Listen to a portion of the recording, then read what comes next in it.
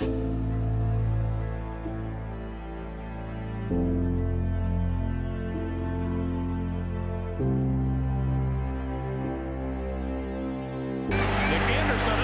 free.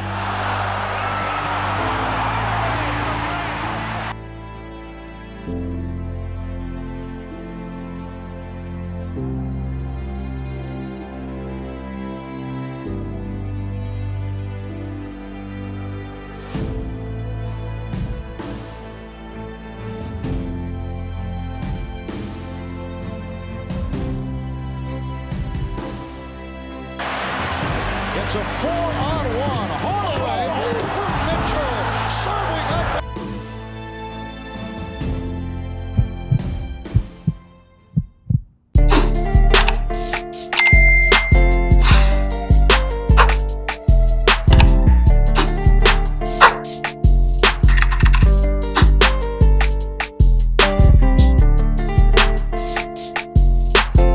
Iverson, bothered by Lou. I just shot my shot at this little dot. I'm trying to crit that neck on her big neck. My niggas selling crit. What's up, YouTube? It's Drew, and I'm back in the video coming with a big body banger 23 video. Now, first things first, make sure you like, comment, subscribe, and roll the 7K. Now saying today I am the build dealer on your local corner, and I'm coming at y'all with is post scoring catfish big man 2K23 point guard build. Yes, sir. You know, I wanted to make a post scoring point guard that resembles a big man. I know I made a big man point guard build before, but this is very different in that it doesn't play like a typical big man.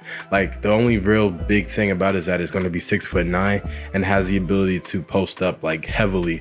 So unlike the other post scoring builds that I've done, you know, it's just unique. You know, it's a point guard, but it still has point guard skills, stuff like that.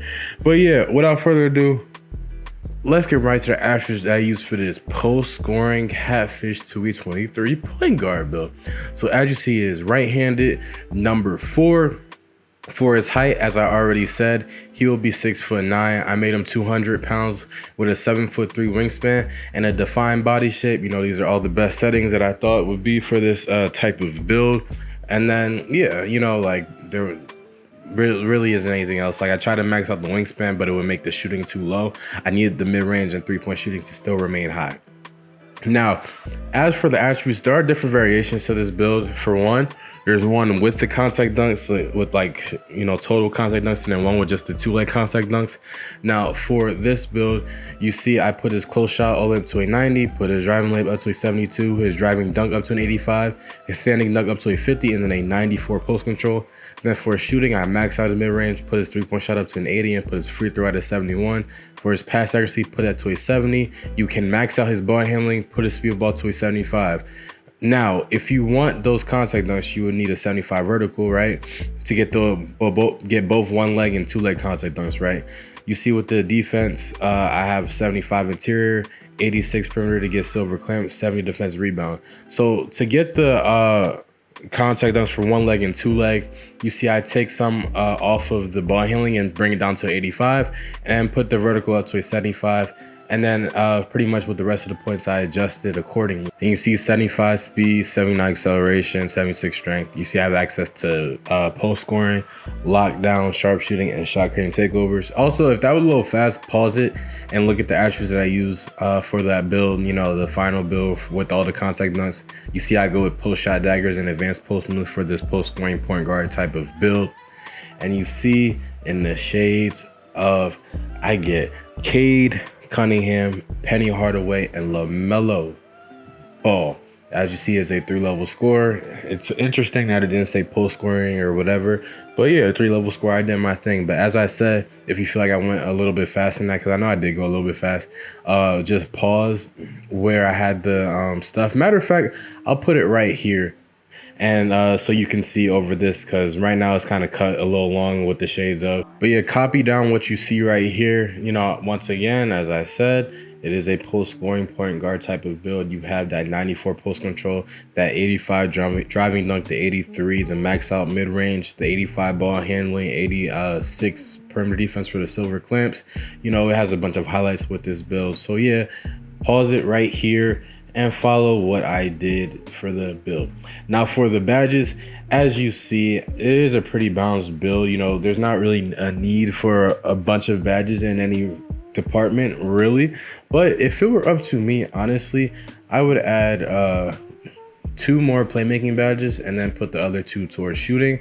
I feel like you already have enough finishing badges, but if you do want more finishing, you could just put all 4 toward finishing. But personally, I would put 2 playmaking, 2 shooting. You know, I feel like it wouldn't hurt to have more playmaking badges dedicated to passing with this build.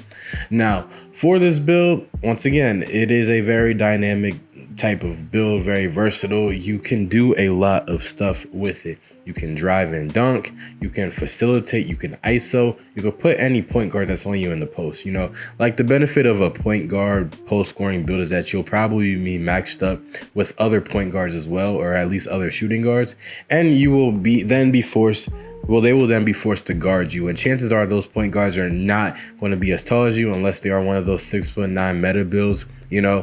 But if not, there's a very high chance that you will be going up against somebody who is undersized compared to you without any interior defense. So that pretty much means you can do it literally out, like 4 out, 1 in, right? And you will be the 1 in. ISO all to the right side, you know, put everybody else to the left side, you're on the right side, you post up your guard, put them into the paint and drop step. That is how easy it is to play this game. A lot of people overcomplicate it. It's not that hard to play. You know, like, I could literally not play for a year, come back if next year's game and be okay. You know, I just have to figure out the controls a little bit, but I promise you it'll still be the pretty much the same makeup, you know, and that's pretty much how it always is for 2K. So this type of build is really meta in the fact that is a point guard that can ball handling and shoot the 3. An 83 point rating is nothing to laugh at. 88 mid-range as well, nothing to laugh at as a post scorer. Knock it down consistently and do his thing on the court. And, you know, maybe in John Morant fashion off the court as well. You know, you got to keep that blick busy. That's all I'm saying. But I don't know why I said that. I just said it because I felt like it. Bear with me. But that's pretty much the end of the video, y'all. Make sure you like, comment, and subscribe. We're going to roll to 7K now saying, comment down below any builds y'all want, and I'll eventually get to them. But until then, I'm out. Peace.